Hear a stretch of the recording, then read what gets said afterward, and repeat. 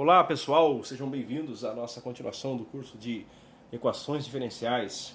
Então, a essa altura do campeonato nós já vimos algumas equações diferenciais de ordem 1, inclusive falamos um pouco das lineares e até de ordem superior. Daqui a pouco a gente volta para falar das equações de ordem superior, mas nessa semana a gente vai continuar vendo alguns modelos e a modelagem. Lembrando que para nós é importante ter clareza sobre os exemplos, sobre os modelos e como eles funcionam na prática. Então esse é o objetivo, a gente operar um pouco com as equações diferenciais e entender quais são as implicações quando nós fazemos hipóteses ou suposições sob a taxa de variação de uma certa função. O objetivo é sempre, claro, a modelagem de um problema aplicado. Mas para fazer essa modelagem a gente precisa montar o modelo. Então, por isso, eu separei aqui uns modelos que têm a ver com o curso de dinâmica populacional. Nós vimos também o modelo de escoamento de fluido e decaimento radioativo. Bom, existem diversas outras aplicações, na verdade são inúmeras, né? É assim que a matemática, o cálculo entra no curso das engenharias, né? Mas, dentre as modelagens aí, eu separei o modelo populacional de Malthus, o modelo de Weierstrass e o modelo logístico. Lembrando que, claro, o modelo logístico ou equação logística é um caso particular do que vem a ser o modelo de Weierstrass. Ok, pessoal? Então, nosso objetivo é passar por esses três modelos, analisar as equações diferenciais que aparecem, agora na ótica que nós já temos condições de falar, que é sobre a classificação, existência de soluções, tipos das soluções e o comportamento de cada uma das soluções. Então vamos direto para o primeiro modelo aí de dinâmica populacional, que é o modelo de Malthus, né? Pessoal, então, qual que é a nossa intenção? Primeira, entender qual vai ser o caso específico no nosso ambiente. Repare que nós usamos f de x para denotar uma função na variável x. Eu vou alterar essas variáveis, chamadas de variáveis mudas, e nós vamos usar as letras t para o tempo e p de t para a população, já que nós estamos interessados em modelos populacionais. Então, p de população. Isso é simplesmente para a gente fixar aí algo que seja intuitivo no nosso pensamento, ok? Então, para nós, ao longo dessa videoaula, você verá a letra T denotando o tempo, que vai ser a variável independente da equação diferencial, e o P de T, a variável dependente, ou P igual a P de T, a variável dependente, que é a função que depende do T. Logo, P igual a P de T. Faz o mesmo papel de que a letra Y e a letra X faziam antes, ok? Onde você calcula a derivada em relação a T. Então isso aqui, para nós, vai ser a função que descreve a população, o número, o tamanho da população,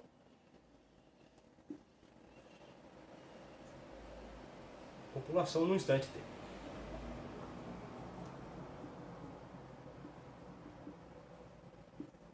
Natural que isso é uma função porque o tempo varia e a população varia em função do tempo. Então, do ponto de vista matemático, nós escrevemos P de T, uma função de T. Ok?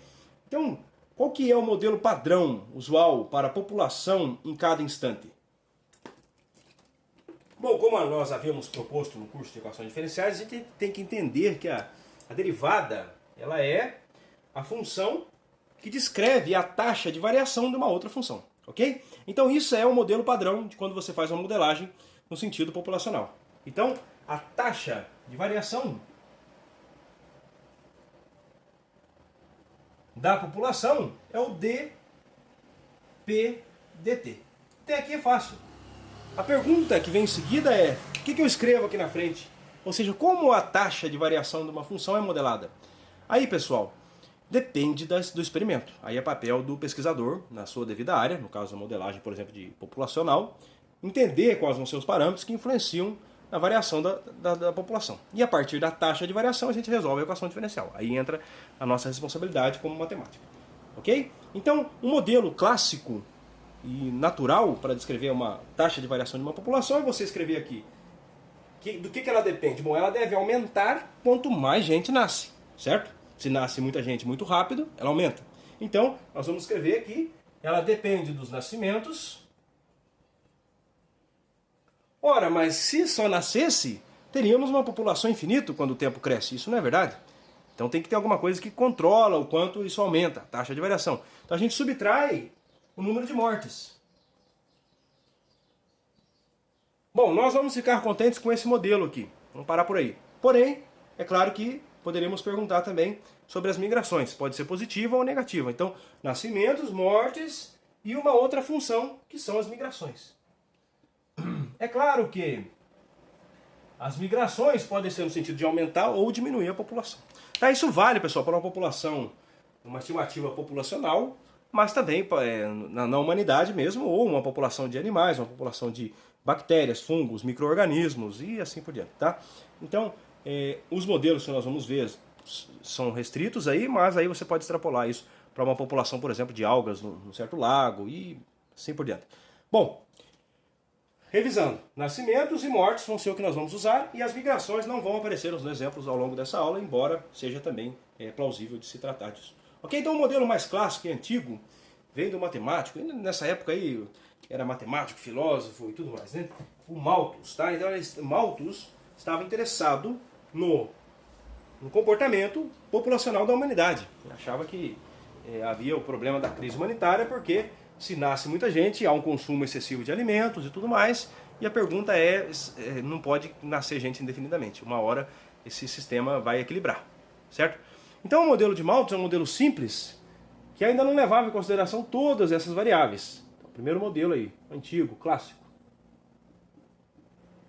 Logo a gente vai ver os pontos fracos e os pontos fortes desse modelo. Mas por enquanto, vamos só entender do que trata o nosso problema.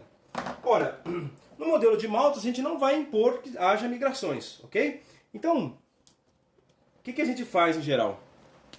A gente escreve uma equação diferencial que descreve as diferentes taxas aqui. Eu vou tirar as migrações para simplicidade. Então como é que fica o modelo geral populacional? Fica assim, você escreve uma constante e a própria função, ou seja, o quanto varia a população depende, é proporcional à própria população.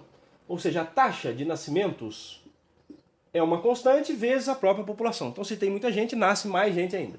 Se tem pouca gente, nasce pouca gente, certo? O número de mortes também, se tem muita gente viva, a proporção de gente que morre é maior e o contrário, né? Quanto mais gente morre, a população é menor, então a taxa de mortalidade também cai na mesma proporção. Logo, ela deve depender também de uma constante aqui, que vai dar a proporcionalidade. Vamos escrever assim, ó, menos beta P de T, ok? Então nós temos duas constantes, não necessariamente precisa ser igual, e elas vão modelar a população aqui, tá? Nascimentos e mortes. Essa é a taxa de variação. Então, pessoal, chegar até aqui é papel do pesquisador. É descobrir como é que a população naquele cenário, a partir de observações, medições e tudo mais, adaptações estatísticas, até chegar aqui. Isso vocês vão fazer ao longo do curso. Muitos vão fazer trabalho de TCC, vão usar uma equação diferencial para modelar isso, tá? Eu vou ficar contente se ver isso aí. Mas o que nós vamos fazer, e é o nosso trabalho agora, é usar o que nós vimos até agora no curso para descrever as soluções desse tipo de equação e entender o que vai acontecer com a população. Ok? Então, vamos só simplificar um pouquinho, agora passando para o aspecto matemático da coisa. Vamos escrever assim, ó, alfa menos beta que multiplica P de T. Usamos a propriedade associativa. Então, escrevendo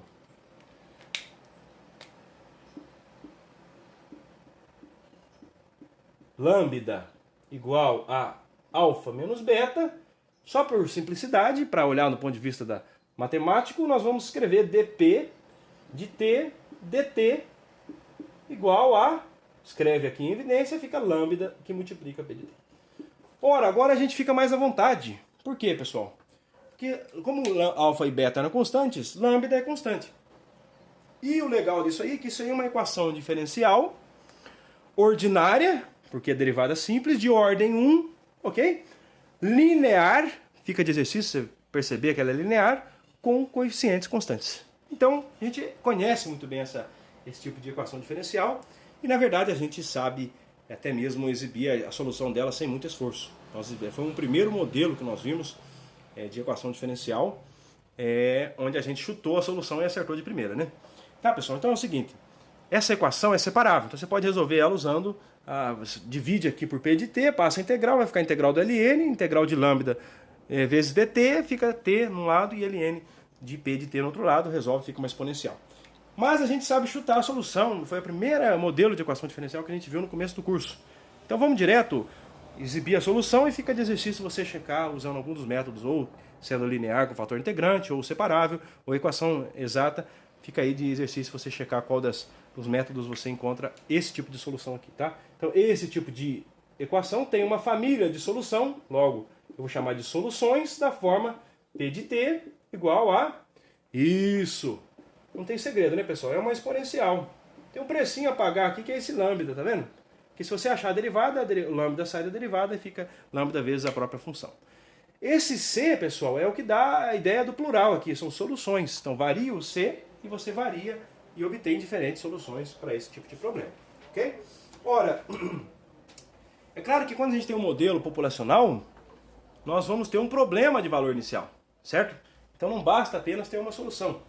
Você pode querer encontrar esse C e passar a ter uma solução única, já que o seu problema deve ser descrito por uma única função, não por uma família de funções, né?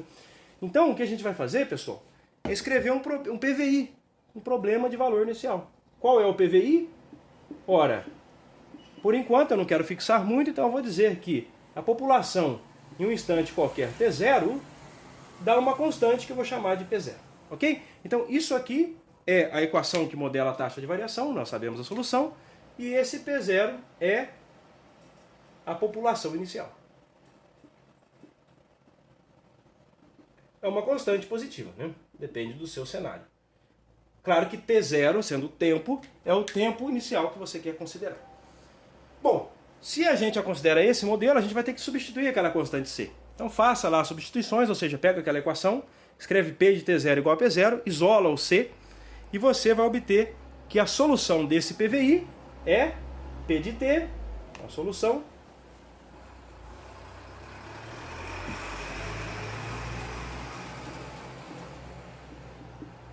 é a função P de T igual a P0, tá? Então aquela constante C vai assumir uma forma, que é P0 vezes Z elevado a menos lambda T0. Eu vou usar a propriedade associativa, arrumar as potências aqui dos expoentes, vai ficar T menos T0 no expoente. Ou seja, é P0 exponencial de lambda que multiplica T menos T0.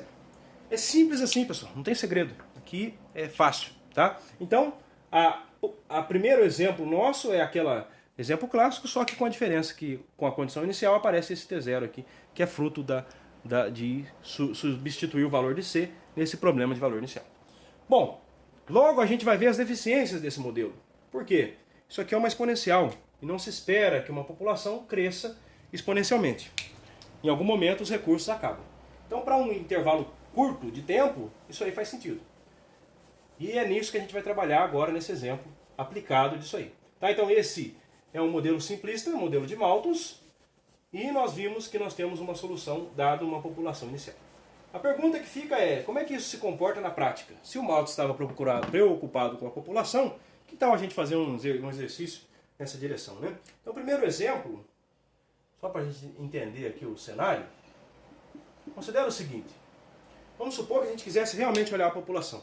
Então, eu vou pegar os dados aí de algum censo que eu extraí de alguma referência bibliográfica nossa, não sei qual é a credibilidade dos dados, mas é só a efeito de estudo.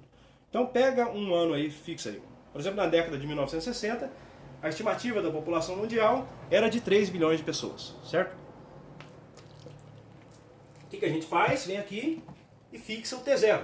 Então fixe um modelo aí, vamos pegar a década de 1960, né? A década de 60, e vamos pegar uma estimativa aí. Então, população mundial. O legal, pessoal, é que uma vez que você tem a solução do problema, você começa a substituir os valores conforme a sua medição lá, experimental. No nosso caso, isso aqui. Então, quem é o T0? É o ano que nós pegamos, 1960. Vamos pensar que T, nesse caso, está sendo medido em anos, certo? E quem é o P0? O P0 é a população inicial. Quanto? Aproximadamente, né? Vamos fixar o P0, porque é um problema fixo, mas esse é só uma estimativa para efeito de comparação. Tá? 3 vezes 10 a nona pessoas, ou seja, 3 bilhões de pessoas era uma estimativa. Então a gente montou aí o PVI. Tá? Então, qual é o PVI? é essa equação diferencial, onde P de 1960 é 3 vezes 10 a nona. Esse é o P0.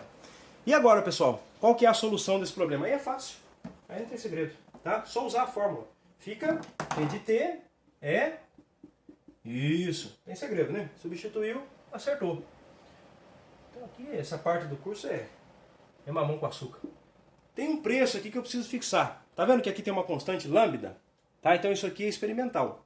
Isso a gente não conhece de antemão. Precisa ser uma estimativa de pesquisa. Nesse caso, vamos supor que lambda fosse uma taxa de crescimento anual de 0,02. Tá? Um parâmetro aí obtido experimentalmente. Então vai ficar P de T é o P0 e lambda, que é 0,02, T menos T0. T menos o T0. Mas o T0 é 1960. Ficou assim, T menos 1960. O que significa isso? Significa que se T é maior do que a década de 60, essa exponencial vai aumentando, o que significa que a população vai aumentando. Ok?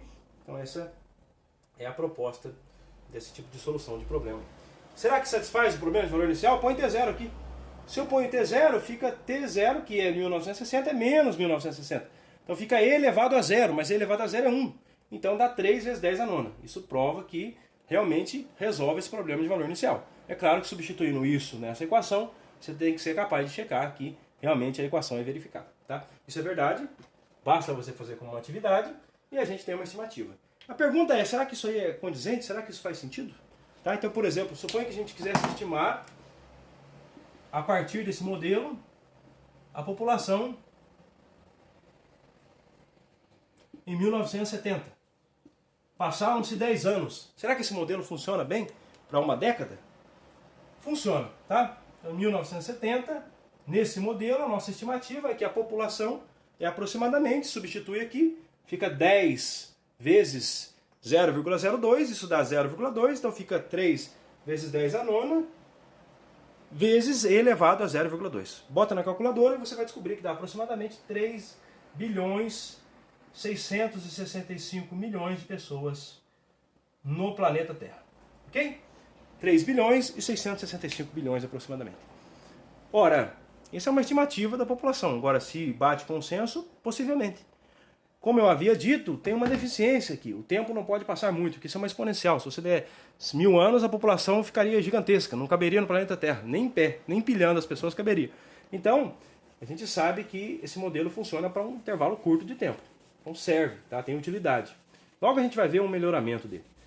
Vamos deixar de exercício, pessoal? Nós estamos lá no ano de... Já se passaram aí, né? Na década de 20, então já se passaram muitos anos desde que esse modelo foi estimado por nós aqui, né? A pergunta é, quanto será que está a população segundo esse modelo, se o crescimento fosse realmente modelado por isso? Então fica aí de participação, pode você brincar um pouco. Estima a população atual. Exercício, participação. Exercício. Vou deixar esse aqui de participação, tá? Valendo uns pontinhos lá. Então use o modelo anterior, o modelo de Malthus, para estimar a população mundial em 2022. Então use o modelo de Malthus, supondo, claro, lambda igual a 0,02 e P de T0, que eu chamei de P0, a população inicial, igual a 3,09, onde T0 é a década de 60, volta no modelo anterior com a mesma solução, para estimar a população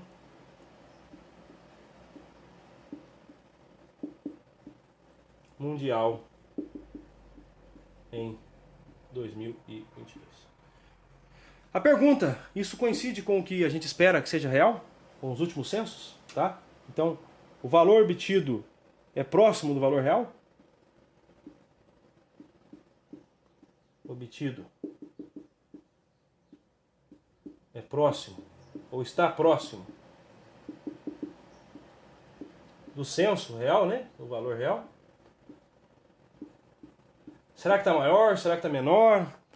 Ok? Então isso vai exibir, quando vocês resolverem esse exercício, é fácil, só substituir a fórmula, vai exibir um pouco da deficiência do modelo.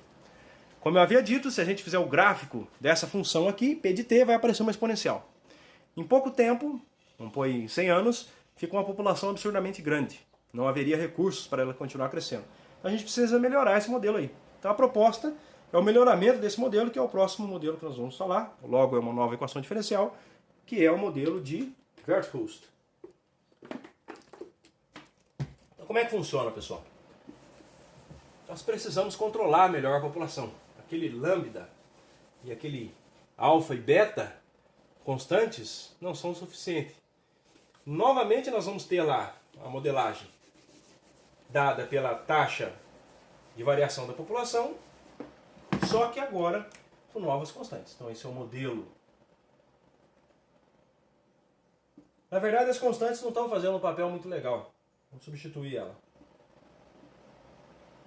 De Weierstrass. Como é que fica, pessoal, o modelo de Weierstrass? Lembre-se que nós temos uma equação diferencial, dp dt, ok? É a taxa de variação da população. Temos uma constante, um termo que indica a taxa de nascidos e a taxa de mortes, ou o índice que faz o decrescimento populacional. Pode ser migração, dependendo da população, ok?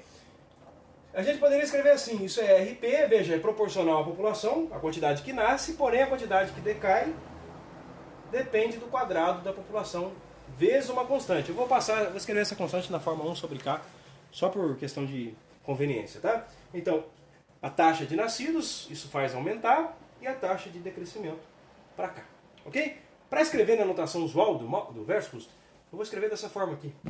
RP, que multiplica 1 menos P sobre K.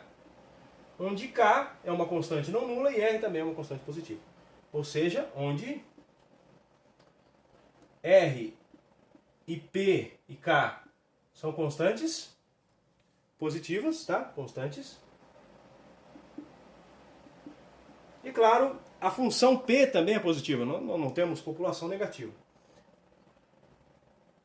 Essas hipóteses, pessoal, vai aparecer quando a gente tentar resolver a equação diferencial. Vai aparecer um módulo lá, e supor que ela é positiva ajuda a gente a decidir qual é o valor do módulo. Ok? Então, do modelo, a gente sabe que isso aqui controla a taxa de crescimento populacional. Se P for maior do que o K, esse número é maior do que 1. Logo, 1 menos ele é negativo. Logo, sendo P positivo e R positivo, esse produto todo é negativo. Em última análise, isso significa que a taxa de variação, quando P é maior do que K, é negativa. Ou seja, a população está, decrescendo mesmo. Exatamente. Então esse modelo aí não é que nem aquele outro exponencial. A gente sabe que se a população passar um certo valor lá, que eu vou estipular como sendo K, ela começa a decrescer. É mais realista. Existe um limiar onde, em qualquer ambiente aí, mesmo no planeta Terra, existe um limiar onde todos os recursos seriam esgotados. Não sei quão grande é, mas existe. Então, não é possível que vá crescer indefinidamente. Em algum momento, a população vai entrar em colapso e vai começar a decair. Pode ser que depois vire uma outra função mais complicada, mas para pequenas variações do tempo, isso aqui acontece. Ok? Bom, e agora? Chegamos no modelo. Ele fez o trabalho de montar o modelo. E o nosso trabalho agora é entender esse modelo usando o curso de equações diferenciais. Então vamos passar para essa fase, tá? Bom, o que eu vou fazer aqui, pessoal? Eu vou simplificar um pouquinho, tá? Eu vou pegar esse K e vou fazer igual a 1, só para efeito de cálculo. O que acontece? Você poderia dizer que esse K é 1 milhão, se for o caso, aumenta a escala. Ou 1 bilhão, não sei, depende do seu análise, da sua população. Pode ser uma população de bactérias, não sei o cenário, tá? Isso é para efeito de cálculo. É claro que todas as contas que nós fizemos agora poderiam ser feitas analogamente para K em qualquer valor. Mas para efeito de simplicidade, tome K igual a 1. Mas se a gente pegar K igual a 1, a gente está fazendo um outro tipo de problema mais simples, que já tem um nome na literatura chamado de equação logística. Vamos escrever ela aqui? Então isso aqui é uma subvariação do modelo de Weierstrass, que é o modelo de equação logística. Tá? Vamos para cá.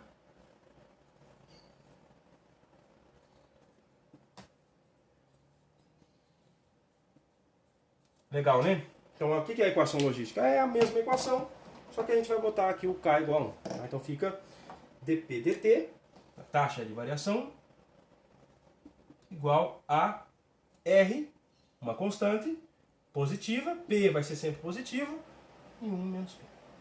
É mais simples de fazer as contas, só por isso que eu escrevi assim.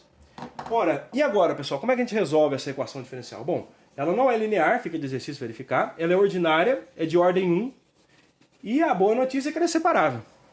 Se isso te faz feliz, a gente sabe resolver uma equação separável. Eu não sei se ela é exata, tá? Checa lá. Tem uma regrinha nós vimos para checar se ela é uma equação exata. Se for exata, pode usar também o fator integrante. Mas nós não vamos fazer isso não. Vamos usar que ela é separável aqui, tá? Então a gente está preocupado primeiro em tentar resolver ela, depois a gente fixa o PVI, fixa a condição inicial e encontra as possíveis soluções desse modelo. Bom, então vamos lá.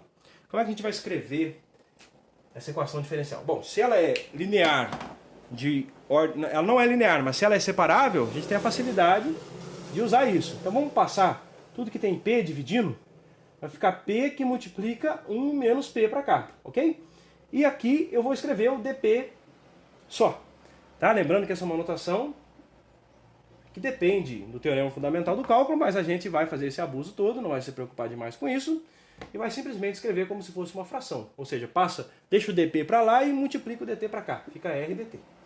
Ok? Só que assim não faz sentido, do ponto de vista do cálculo. Então a gente põe uma integral aqui para fazer sentido.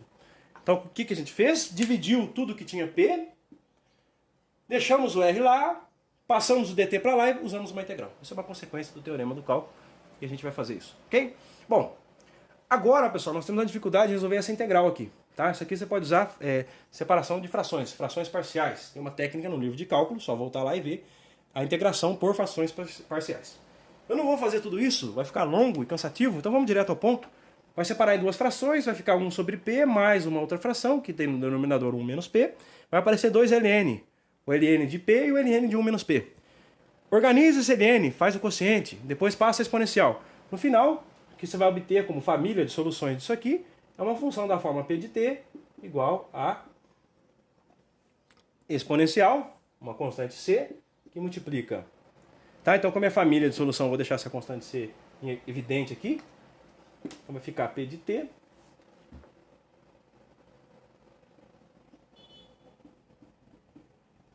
deixa essa constante da família, exponencial de RT menos P de T multiplica a exponencial de RT. Assim ainda não está bom, porque P está dado implicitamente por essa equação. Mesmo depois de eu resolver o logaritmo, tomar exponencial e tudo, ainda obtenho um probleminha assim, tá? Então isso aqui, onde C é uma constante, é a família de soluções dessa equação diferencial. Isso aqui é uma constante. Vamos melhorar isso aqui, pessoal? Vamos passar tudo que tem P para um certo lado da equação? E aí o que a gente vai fazer? Pega tudo que tem P, isola, mantém a constante C certinha lá, fixa, e depois substitui no problema de valor inicial. Logo, primeiro, resolvendo tudo que tem P na equação, vai ficar P de T, ou, dita de outra forma, P de T vai ficar igual. Subtrai ambos os membros, passa dividindo, a constante fica quietinha, fica E elevado a RT, dividido por 1 mais CE elevado a RT. Ok? Agora a gente tem uma função onde o P está de um lado e tudo que está do outro lado depende apenas da constante C, da função exponencial, da constante R, do modelo logístico e do tempo T. A pergunta é, a gente tem uma função, parabéns, mas e daí? O que você entende disso aí? Tá? Será que, o que acontece quando o tempo aumenta? Será que a população cresce, decresce? O que vai acontecer? O que eu sei de antemão é o seguinte, é que se o P é maior do que o K, mas o K nesse caso é 1, pela observação que nós havíamos feito agora há pouco, isso aqui fica negativo. Sendo positivo, o produto todo é negativo, então a taxa de variação é negativa. Ou seja, é esperado que se P é maior que 1, a população deve decrescer. Mas e aí? Como? De que forma? Aí, pessoal, a gente tem que fazer um campo de direções. Vou deixar de exercício de participação para a gente entender isso aí. Antes, vamos fixar o problema de valor inicial para dar sentido, dar forma a esse modelo da equação logística. Tá? Então, vamos fixar o PVI, que vai ser o PVI? Vai ser a equação logística com uma condição inicial fixada. Então, para T0, população inicial, eu vou escolher o tempo inicial T0 como sendo zero. Então nós temos o PVI, problema de valor inicial. Qual é o PVI nesse caso? É a equação logística, ou seja, dP dt igual a RP 1 menos P, e o P de zero é a população inicial. Você pode pegar essa equação logística, substituir algum valor de R, não sei se o 0,2 vai ser bom o suficiente para modelar, e ver o que acontece, supondo uma população inicial de alguns milhões aí de pessoas, tá?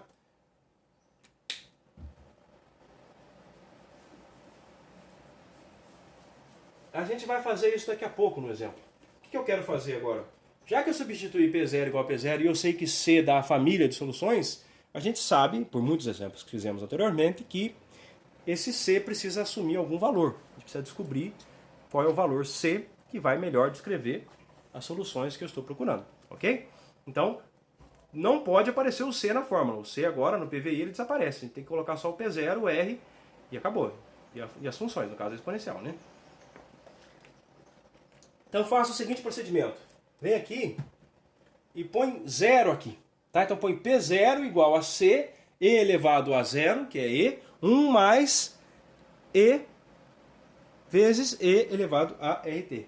Ok? Faça essa substituição aí. Bom, o que você vai obter aqui? Aqui é um C, né? Aqui é um C. Bom, o que você vai obter se você substituir? Você vai isolar o C nessa equação e vai obter algo desse tipo aqui, que é a solução do PVI.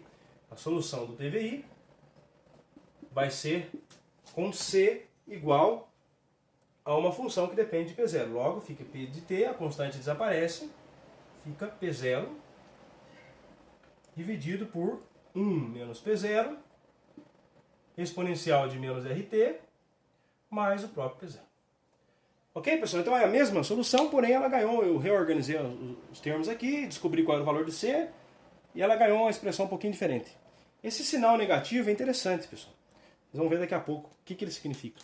Tá? Quando a gente toma um limite, isso tende a um certo valor. A população tende a estabilizar. A gente vai ver daqui a pouco. Então, exercício. O que você vai fazer, então? Pega esse modelo logístico aqui. Tá? Tenta aplicar ele para entender o que vai acontecer com a população. Então, de antemão, o que eu vou dizer para vocês?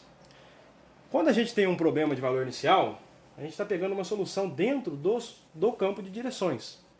Então, vou deixar um exercício de participação, outro exercício, onde vocês vão explorar uma solução específica para uma certa população. Podemos supor que é uma população, por exemplo, de peixes num lago. Isso está no livro-texto, na referência bibliográfica. Mas isso poderia ser uma população, sei lá, de algas ou de bactérias, fungos, assim, diferente, tá? Bom, o que acontece? A gente viu lá no começo do curso o campo de direções, certo? Então o que é o campo de direções? É uma maneira que a gente tem de enxergar aproximadamente qual seria a solução ou as soluções de um problema, de uma equação diferencial, sem encontrar a solução especificamente. Mais precisamente, o que a gente faz é o seguinte: escolha o campo de vetores no plano cujo eixo é um eixo da equação, a variável independente, e o outro eixo é a variável dependente, ok? Nesse caso nós vamos chamar de variável pt, onde p é uma função de t. Como é que a gente faz o campo de direções? A gente já sabe, porque a gente já viu lá no começo do curso, mas vamos voltar lá. Bom, o que a gente sabe, pessoal, de antemão é que as curvas solução desse modelo, ok? Elas vão desenhar curvas aqui que eu não sei por onde passa ainda. Mas eu sei qual é a derivada dessa curva. Isso já é um bom sinal. Olha só. O que a gente sabe? Que a derivada dela é esse valor aqui para cada valor de P ou de T. Nesse caso o T nem sequer apareceu, só apareceu o P. E essa constante a gente pode, para efeito de simplicidade, tomar ela como sendo R1. Tá? Então tome R como sendo igual a 1. Beleza? Olha só que legal. A derivada diz o quanto a curva, o gráfico da função é inclinado. Se a derivada é alta, ela é inclinada muito. Se a derivada é baixa em módulo, ela tem baixa inclinação. Se ela é negativa, a inclinação é nesse sentido, está decrescendo. Se ela é positiva, a inclinação é nesse sentido. Dá um exemplo. Tome P e T igual a zero. Tá? Então T é zero e P é zero. Substitui aqui, fica 0 vezes 0. Significa que não tem derivada aqui, a função não cresce nem decresce. Eu vou escrever aqui, suponho que fosse o 1, aqui o 2. Legal. Tá vendo? Ó? Não acontece nada. Beleza. Faça o t aumentar um pouco. Aumente o t por enquanto. O que vai acontecer? Se o p é zero, só depende de p, então vai ficar zero sempre. Ou seja, qualquer solução que você pegar aqui, a derivada é nula, então a função não cresce nem decresce. A solução é um único ponto. Solução degenerada aí. O cenário muda se você aumenta o p. Por exemplo, pegue p igual a 1. Ok? Novamente, você vai ter 1 menos 1, que é 0, 1 e 0. Então você tem, de novo, o campo de direções dá vetores nulos. Tá? Significa que aqui também não acontece nada. A função, se você pega o PVI, P0 igual a qualquer valor aqui, igual a 1, e T qualquer valor, por exemplo, esse PVI, quando tempo for 0, eu vou passar no ponto P0 igual a 1, você vai obter uma solução trivial. A solução não sai do lugar. Não tem derivada, não tem variação da função. Mas isso não acontece. Pegue P igual a 2, por exemplo. Vamos pegar R igual a 1, vai ficar 2, vai ficar a função dp dt igual a 2, que multiplica P vezes 1 menos P. Se eu pego P igual a 2, fica menos 1 aqui, aqui fica 2 vezes 2, 4. 4 vezes menos 1 dá menos 4. Tem inclinação 4 unidades para baixo. Se eu ponho uma unidade para cá, o vetor velocidade aqui, tá? Fica 4 unidades para cá. Como esse vetor é muito grande, a gente não faz isso no campo de direções. Senão ficaria um vetor 4 unidades para cá, ficaria uma seta desse tamanho aqui, tá? Eu não quero fazer essa seta, então eu vou encurtar ela, vou fazer só um trechinho dela. A gente chama de pegar um vetor normalizado aqui. Fazer uma miniatura dela, sempre do mesmo comprimento. Porque a informação que eu quero é a inclinação. Se você, como não depende do t, se você faz isso para qualquer t, você vai ter essa inclinação aqui. Ok? O que mais? Pegue igual a 1,5. Você vai perceber que a inclinação diminui quando p fica perto de 1. Vai ser um pouquinho menos inclinado, assim. P igual a 0 não tem inclinação nenhuma. Aqui também, pessoal, vai acontecer isso. Inclinações intermediárias vão ficar positivas. Quanto mais perto do zero, maior ela é. Fica uma inclinação aqui. Quanto mais perto do 1 aqui, no eixo Y, no eixo dos P's, ela vai ficando mais branda assim. Ok? Então, vou deixar de sugestão, você usa um programa gráfico para calcular esse campo de direções em todos os pontos aqui. Isso dá um indício de que, se a solução inicial P0 passa por aqui, ó, passa por aqui, ela tende a crescer, tá? Ela tende a crescer, e quando ela vai chegando para cá, a derivada vai ficando menor aqui, ficando perto de zero. Então as soluções tendem a vir, crescer e ficar perto de zero aqui. Okay? Isso dá um indício de que a solução vai fazer isso. Para cá não, se a população é muito grande, maior do que 1, dá um indício de que a população tende a diminuir.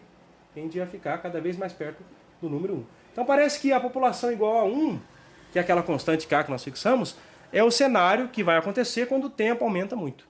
Então veja, só usando o campo de direções, eu nem sequer vou usar isso aqui por enquanto, eu já comecei a ter uma visão de que a população tende a 1. Quer ter certeza disso? Quero. Então vem aqui e faz o limite dessa função quando t vai para infinito. Essa é uma exponencial negativa, vai para zero. Então o denominador vai para P0. P0 sobre P0 dá 1. Ou seja, o limite, quando o tempo aumenta, a população tende ao valor 1. Por exemplo, 1 milhão, 1 bilhão, aí depende da sua escala. Se a gente fizesse outro problema lá de Verhulst, para K qualquer, a população ia para K quando o tempo ia para infinito. Ok? Então o que nós estamos vendo é um modelo mais realista, não é exponencial. A população não cresce exponencialmente. E o recurso para isso é o campo de direções. Então, para encerrar o vídeo aula, pessoal, eu vou deixar aí de exercício de participação você entender esse modelo por completo. Então vai fazer o campo de direções, vai estudar soluções, substituindo alguns valores aí, tá?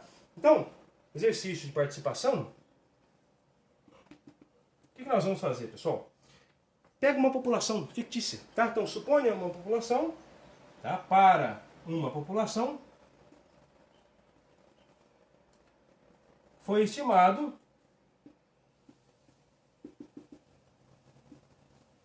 o comportamento. Lembrando, é claro que tudo isso é um modelo local, né? Conforme o tempo aumenta, pode acontecer mil coisas aqui. Pode ser que a população decaia porque houve uma pandemia, porque houve uma infecção de outra bactéria, porque os recursos acabaram. Então isso aqui tem uma descrição limitada. A gente não vai extrapolar isso para um tempo infinito. Para pequenos valores do tempo, ela funciona bem. Conforme o tempo aumenta, isso vai se discrepando da realidade, né? Um exemplo. Para uma população foi estimado o comportamento logístico experimentalmente descobriram que o R valia 2, ok? Então, suponha esse modelo logístico com R igual a 2. Ora, o que a gente vai fazer, pessoal? Vamos pegar duas condições inicial, duas quaisquer. Nós fizemos um gráfico aqui onde a gente traçou uma linha que passava numa condição inicial. Então, pegue duas condições iniciais aí. Então, encontre, usando essa equação, substitui os valores nela, encontre a função P de T, que descreve a população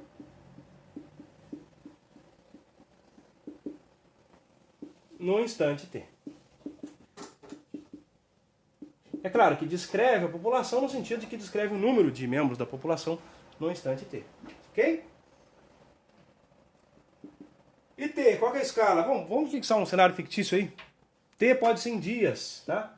T vai ser dado em dias. E podemos pedir que a população P de T seja dada em milhões de pessoas. Um pouquinho em milhões. Claro, então se ela der 1, é 1 milhão de indivíduos. Pode ser bactérias, fungo e tal. E T é o tempo em dias. Então resolva uma função que descreve a população no instante T para, primeiro caso, 1. Você vai encontrar uma solução no caso 1. Qual vai ser o caso 1? Vai ser a população inicial igual a 0,25 milhões, ou 250 mil pessoas. Indivíduos, né? No caso aqui, para variar em dias, não é uma população de seres humanos. Podemos pegar uma população aí, talvez, de bactérias, fungos. Fungos crescem rápido, né? Então, P0 igual a 0,25. Como a escala é milhões, é 0,25 milhões, vezes 10 a sexta. Então dá 250 mil pessoas, mil indivíduos no início, ok? O que acontece? Outro cenário, resolva o problema de novo, só que agora para P0, que é o P0 inicial, que você vai substituir na forma, igual a 1,5, ou seja, 1 milhão e 500 mil indivíduos. Em um deles vai acontecer uma coisa, vai aumentar, em outro vai diminuir. Tem a ver com o gráfico que nós fizemos anteriormente. Um esboço do diagrama de fase. E essa fórmula que eu apaguei agora, você poderia usar, vai usar ela para resolver esse PVI, né? Muito bem. O que mais, pessoal? Ora, já que nós estamos nessa brincadeira, vamos tentar entender o cenário global. Quem vai dar para nós o cenário global de todas as possíveis soluções do PVI é o diagrama de retrato de fases aí, né? Chamado de campo de direções para nós, tá? Então, segundo, esboce os gráficos. Na verdade, é o gráfico para cada exemplo, né? Esboce o gráfico de P de T em cada exemplo, cada item do exercício anterior, né?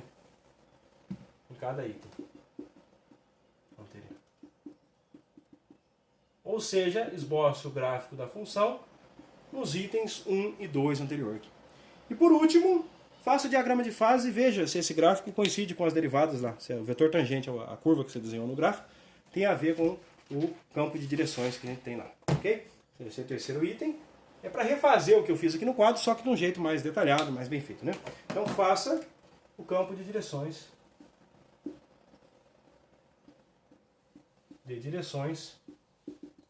Esboce, né? Da equação diferencial ordinária. A equação do modelo logístico atual, o R igual a 2. Então fica dP dt igual a 2 vezes P vezes 1 menos π. Refaça aquilo que a gente fez, só que de um jeito mais detalhado. Uma das curvas soluções é A1, outra curva é A2. Então os vetores tangentes lá tem que ser... Tangentes à curva, né? Tem que ser dado pelas setinhas que você vai pôr aqui. Ok? Tá bom, pessoal? Então isso é o primeiro exemplo nosso nessa segunda etapa da unidade do curso, onde a gente está tentando entender como é que as equações diferenciais aparecem no meio aplicado. Próxima aula a gente passa a ver exemplos de equações de ordem maiores. É melhor, a gente modela mais coisa. E depois a gente vai ver um exemplo de sistema de equações diferenciais, que ainda permite modelar melhor ainda as equações. Na verdade é uma técnica para resolver equações diferenciais de ordem maior, é reduzir a ordem para um sistema.